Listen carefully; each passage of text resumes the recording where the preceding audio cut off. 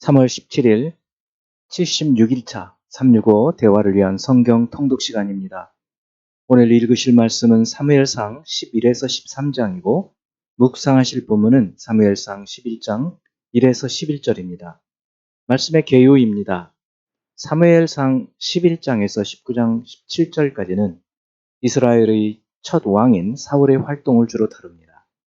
11장 1에서 5절은 암몬 족속 나하스의 야베스 포위와 야베스 주민이 사울을 향해 구원 요청을 한 것. 6에서 11절은 사울이 하나님의 영에 감동되어 백성을 모아 첫 번째 외적의 침략에서 승리한 것을 다룹니다. 11, 13절은 사울이 자신을 멸시했던 자들에게 관용을 베푼 것. 14, 15절은 사무엘이 길갈에 백성을 모으고 모든 백성이 사울을 왕으로 삼는 것을 기록하고 있습니다. 12장 1에서 5절은 길갈에 모인 백성들에게 사무엘이 자신이 청렴한 삶을 산 것을 호소하자 백성들이 동의한 것. 6에서 18절은 사무엘이 백성들에게 그들이 세운 인간 왕보다 하나님을 경외하며 섬기고 그의 목소리를 들어야 하며 왕도 하나님 여호와를 따라야 한다고 선포한 것을 다룹니다. 19에서 25절은 이에 이스라엘 백성들이 회개하고 뉘우친 것, 그리고 사무엘이 두려워하지 말라고 위로하고 비록 악을 행했지만 여호와를 따르는 데에서 돌아서지 말고 오직 마음을 다하여 여호와를 섬기라고 강력히 촉구하고 경고한 것입니다. 13장 1에서 4절은 이스라엘과 블레셋의 군대가 수비대를 세우고 어느 정도 평온한 상태에 있을 때 요나단이 블레셋 수비대를 공격하여 이스라엘과 블레셋 군대가 출병하여 진을 치는 것으로 시작됩니다. 5에서 7절은 블레셋 군대의 위세에 놀란 이스라엘이 두려움으로 흩어지는 것을, 8에서 15절 상반절은 사울이 마땅히 제사장에게 맡겨야 할 제사를 자의적으로 드림으로 사무엘이 사울을 책망하고 처음으로 사울의 왕위 폐위에 대해 예언한 것을 기록합니다.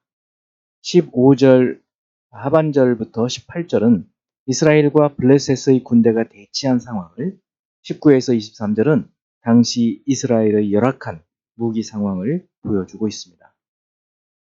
이제 예수 그리스도를 닮아가고자 하는 우리의 목표를 향한 여행을 위해서 질문하고 대답하는 시간을 갖습니다. 첫째, 사무엘상 11장 4절. 이에 전령들이 사울이 사는 기브아에 이르러 이 말을 백성에게 전하매 모든 백성이 소리를 높여 울더니. 왜 특별히 기브아 사람들은 길앗 야베스 전령들의 말을 듣고 소리를 높여 울었을까요? 사사기에 이스라엘 11지파와 전투 후에 베냐민 지파의 생존한 남자들이 결혼할 여자들이 없을 때 그 11지파들이 길앗 야베스 거민들이 베냐민과의 전쟁에 불참했다는 이유로 야베스 남자들을 다 죽이고 400명의 처녀들을 베냐민 지파 남자들과 결혼하게 한 이야기가 나오죠. 그렇기 때문에 이 길앗 야베스 여자들이 이 베냐민으로 시집을 오게 된 것이죠. 그래서 베냐민 기브아의 사람들과 길앗 야베스 사람들은 대부분이 친척입니다. 길앗 야베스에 외가가 많이 있겠죠. 그렇기 때문에 더 소리를 높여 울었을 것으로 생각이 됩니다. 두 번째, 왕으로 세움을 받은 후에도 사울은 마침 사울이 밭에서 소를 몰고 오다가 이르되 백성이 무슨 일로 우느냐 하니 그들이 야베스 사람의 말을 전하니라. 이런 것처럼 사울이 직접 밭에 가서 소를 몰고 왕으로 기름 부음을 받은 후에도 이와 같은 모습을 어떻게 보아야 할까요? 사울을 왕으로 인정하지 않은 사람들도 있었지만 이 당시 사울은 겸손하게 농사를 짓고 평범한 모습으로 살아가고 있었습니다. 아직 굉장히 겸손한 사울의 모습을 볼 수 있지요. 또 이때에는 사사 시대에서 왕정 체제로 전환하는 과도기로서 또 왕으로 공식적으로 즉위식을 하기 전이었기 때문에 상비군도 없었습니다. 그러므로 이처럼 투박한 삶을 살고 있는 사울의 모습을 보여주고 있는 것이죠. 세 번째, 사무엘상 12장 7절. 그런즉 가만히 서 있으라. 여호와께서 너희와 너희 조상들의 행하신 모든 공의로운 일에 대하여 내가 여호와 앞에서 너희와 담론하리라. 12장 6에서 25절까지 사무엘이 백성들에게 이스라엘의 역사를 회고하면서 담론하고 있는 것이 그것은 무엇일까요? 이 담론하다는 말은 원어에서 볼 때 소송을 제기하다, 책망하다 이런 말이 되는 것이거든요. 그동안 이스라엘을 하나님께서 인도하여 주신 그 신실하심, 또 은혜를 베푸심 이런 것에도 불구하고 거듭 광야에서부터 이스라엘 백성들의 하나님을 거역하고 또 배도한 것을 책망하면서 마음을 돌이켜서 여호와를 마음을 다하여 섬기라고 권면하고 있는 내용입니다. 네 번째 사무엘상 12장 12절 너희가 암몬 자손의 왕 나하스가 너희를 치러 옴을 보고 너희의 하나님 여호와께서는 너희의 왕이 되심에도 불구하고 너희가 내게 이르기를 아니라 우리를 다스릴 왕이 있어야 하겠다 하였도다. 이 내용을 미루어서 볼 때 이스라엘이 사무엘에게 왕을 세워달라고 요청하게 된 결정적 계기가 된 것을 알 수 있습니다. 그것은 무엇일까요? 바로 암몬의 나하스가 이스라엘을 침략한 것, 이것이 이스라엘 백성들이 왕을 세워달라고 요청한 결정적인 계기가 되었다고 볼 수 있습니다. 이것은 하나님께서 왕 되심을 불신하는 그러한 행위였습니다.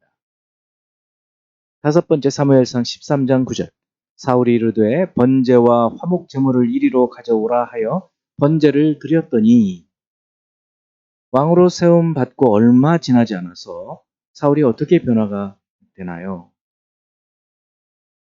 사무엘상 바로 13장 13절을 보면 사무엘이 사울에게 이르되 왕이 망령되이 행하였도다. 왕이 왕의 하나님 여호와께서 왕에게 지시한 명령을 지키지 아니하였도다.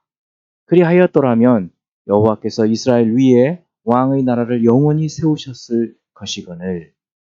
사울은 왕으로 나라의 통치를 하는 역할을 하는 것이고 제사장들이 하나님 앞에 제사, 번제와 화목제물을 드리는 제사의 역할을 하는 것이 이스라엘 나라에 그리고 하나님께서 명령해 주신 그런 법규였는데 사울은 자기 마음대로 하는 것이죠. 자기 소견에 옳은 대로 행하는 것입니다. 하나님께서 이 땅에 왕을 세우셨을 때는 하나님을 대신해서 하나님의 주권으로 통치를 하는 하나님의 대리인 역할을 하는 것인데 하나님의 뜻에 상관없이 통치를 한다면 그것은 특별히 이스라엘이라는 하나님께서 특별히 세우신 나라에게 적합하지 않기 때문에 이제 하나님께서는 사울을 왕위에서 폐하려는 그러한 마음을 갖게 되시는 것입니다. 이제 한 구절의 말씀을 묵상하고 교훈으로 삼고 기도하는 시간을 갖습니다. 사무엘상 13장 13절 사무엘이 사울에게 이르되 왕이 망령되이 행하였도다. 왕의 하나님 여호와께서 왕의 하나님 여호와께서 왕에게 내리신 명령을 지키지 아니하였도다. 그리하였더라면 여호와께서 이스라엘 위에 왕의 나라를 영원히 세우셨을 것이거늘. 바로 방금 말씀드린 대로 사실 이스라엘에 세운 왕은 하나님께서 세우기를 원치 않으셨습니다. 하나님께서 왕이 되시기 때문이죠. 그러나 백성들이 주변 나라의 영향을 받아서 요구했을 때 왕이 여호와 하나님의 말씀을 잘 지켜서 그 말씀의 법도에 따라서 통치하기를 원하셨는데 벌써 사울은 자기 마음대로 제사를 자기가 스스로 드리는 이러한 모습을 보면서 이스라엘 위에 이 왕의 나라를 하나님께서 다른 사람에게 맡기신다. 그러한 말씀을 하시는 것입니다. 안타까운 모습이죠. 기도하는 시간을 갖습니다. 하나님 아버지, 하나님께서 각 사람에게 믿음의 분량대로 또 은사대로 우리가 섬겨야 할 것들을 섬기게 하시고 구할 때 하나님께서 주시는 그 은사의 선물을 따라서 섬기고 살아가게 하시는 것을 감사합니다. 우리에게 맡겨주신 삶의 지경 안에서 하나님께서 주신 은혜와 능력대로 행하고 살아갈 수 있게 하여 주시옵고 그 너머를 생각함으로 고통당하지 않게 하여 주시고 염려하고 또 욕심으로 살지 아니하도록 도와주시옵소서. 하나님께서 맡겨주신 그 분량에 대해서는 성심성의껏 우리가 힘을 다하여 행하게 하여 주시옵소서. 이것이 주님의 뜻인 줄을 믿고 행하는 저희들이 되게 하여 주옵소서. 예수 그리스도 이름으로 기도합니다. 아멘.